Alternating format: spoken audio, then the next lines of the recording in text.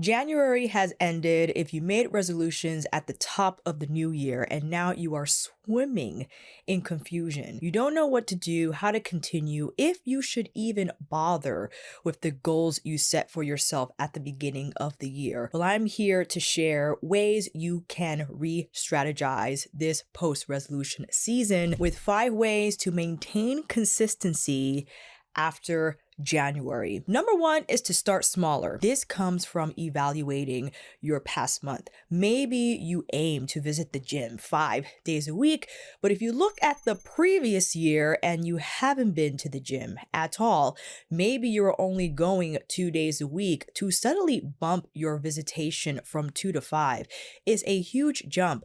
And if one of your friction points is time management, you might have to stick to your 2 days a week, but maybe more consistently.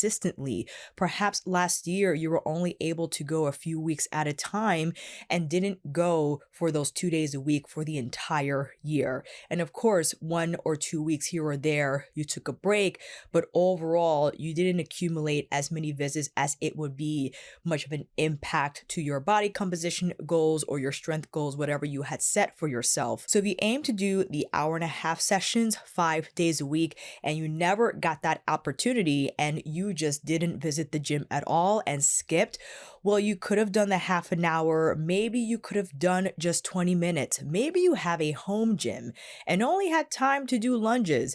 Take those 10 minutes or whatever small time you have, because over time, those smaller sessions do end up adding more at the end of your week versus maybe you only visit the gym for the hour and that was it, right? Because if you add up 15-minute session, half an hour session, maybe a 20-minute session, you're already at the hour and you're already midweek, and you add another half an hour, then you surpass the hour overall. So don't overlook those smaller sessions, and it's okay. Eventually, maybe you'll get to the gym 5 days a week, but maybe you don't need that many visits anyway, and staying around 2 to 3 sessions will suffice for a long period of time. And this also goes into the nutrition part of the spectrum. If you had the hefty goal of eliminating sugar, eliminating taking out entirely, you might have to start a little smaller here as well. Maybe you start with cooking 1 meal a week. Maybe you start with eating out less. Maybe you decrease your sugar intake, where if you're having dessert for breakfast, lunch, and dinner, maybe you just keep it after dinner. So there are many smaller ways we can tackle these bigger goals that don't leave you feeling discouraged and will actually ignite a little more momentum to keep going towards the larger goal. And this leads to number two, that is not about just New Year resolution, but this is about your entire life. When trying to instill habits and changes to your lifestyle, we often start myopically where we are just geared to that one goal. Ultimately, though, we are making these decisions to ensure a better quality of life down the road. If you want your body to feel better, move better at an older age, then we have to put the work in now. If you want to feed your body more nutritiously, then we have to put the work in now. This is something that you don't do just for the month of January. This is something that you don't just do for the quote unquote summer body. All the changes you're trying to implement now are going to carry over for a longer period of time. So that's why there's no rush. There's no rush to get it all done by May. There's no rush to get it all done by the end of January and be a completely new person, because that's just not how it works. So if you give yourself the time and know, sure, maybe you use January as a reset, that you now want to instill a new habit into your life that you already did last year, and this January you're adding it to the list. Don't feel like you have to change 10 things at once, because naturally you're not going to be able to keep up with those demands and you will just feel gassed at the end and will give up entirely. Number three is take your 10 minutes. And this connects to number one, right? Starting smaller. Don't bypass the opportunity for smaller sessions, for smaller doses, for smaller whatever it is, to what you want to improve with. For instance, if you want to improve your hamstring flexibility, right, and you only have 5 minutes, maybe you do a forward fold for 5 minutes. Maybe you do the lying down stretch where you place your leg on a wall, you do 2 minutes, one side, the other, and that's your hamstring stretch for the day. If you feel like you have to devote an entire half hour to make a difference, again, the differences are made over efforts together, long period of time. So don't bypass those smaller moments where if it just happens to hit you in the face, where the meetings are back to back, errands are back to back, but all of a sudden your calendar opened up, someone canceled, something canceled, and you have 20 minutes to yourself.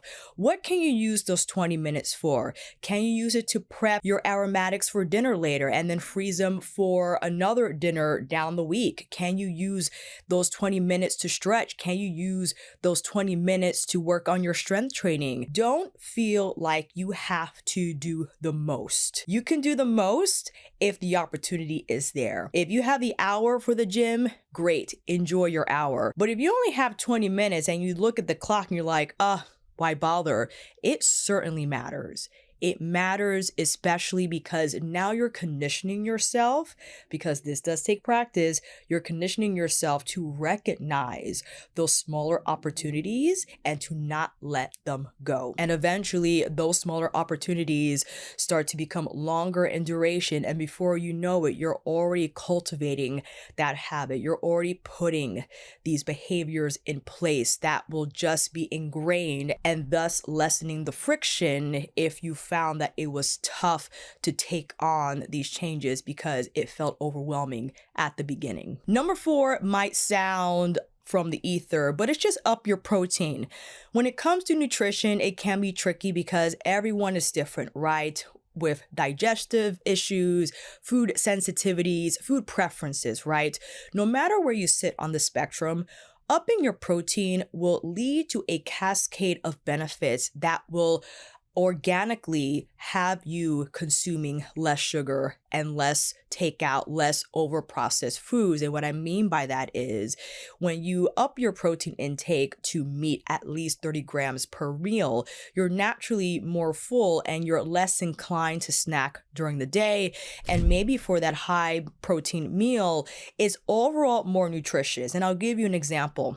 One of my clients was moving and just super stressed out, didn't have lots of time to cook for herself. So she did cook for herself for months. And for a week or so, she had to go to Dunkin' Donuts a few days out of the week. And she told me, Alicia, despite the fact that I had this much food, I was still starving. Because when you look at a lot of takeout food, ultimately low in protein and nutrient density. So although it might be energy dense, meaning high calorie, why are you hungry after like 500 calories of iced coffee and like a flatbread omelet or whatever they serve, right?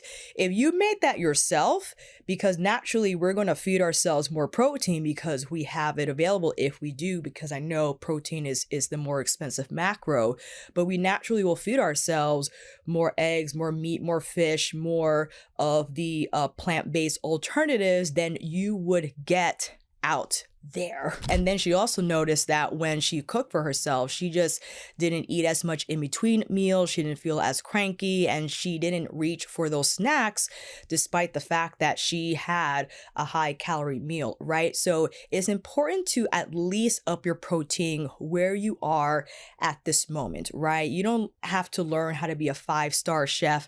Maybe just cook more of your favorite protein source. Maybe Google ways you can freeze in advance so you don't have to worry about cooking more often. And that's what I do when I'm trying to figure out some shortcuts. I'll Google it or go on YouTube. And there are so many tips that can just streamline your meal prep in a way that won't make you feel overwhelmed and will also make you feel encouraged because now the mystery has been solved and you're like, oh, I'm more willing to try this.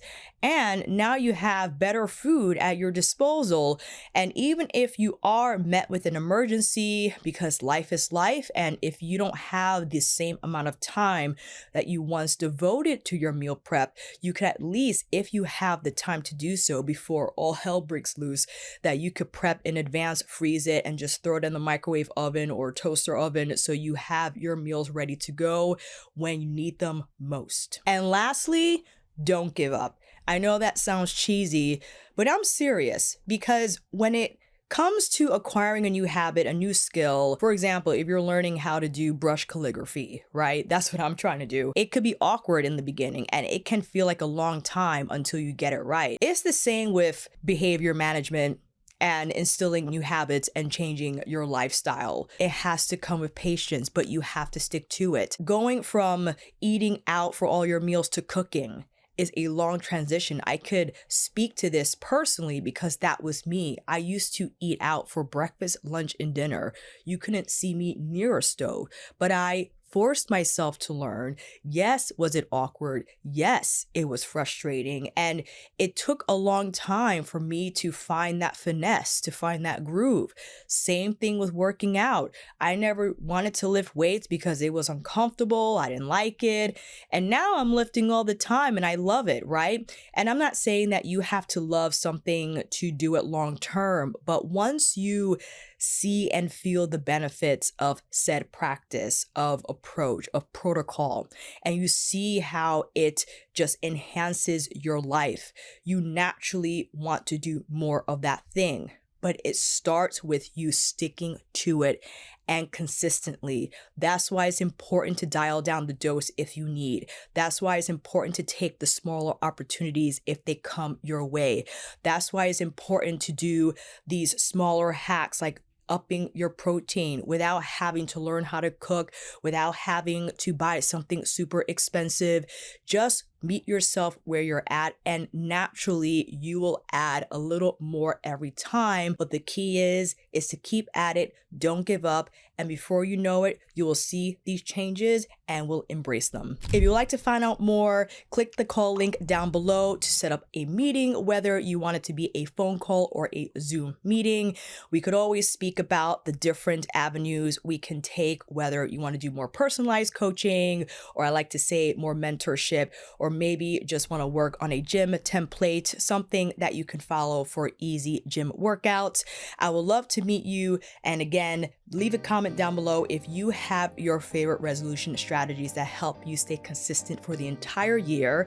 Make sure you like this video, especially if you'd like to see more like this, and also think about subscribing and click that notification bell for more uploads like these. Until then, I will see you down in those comments, and we'll see you on here again next time.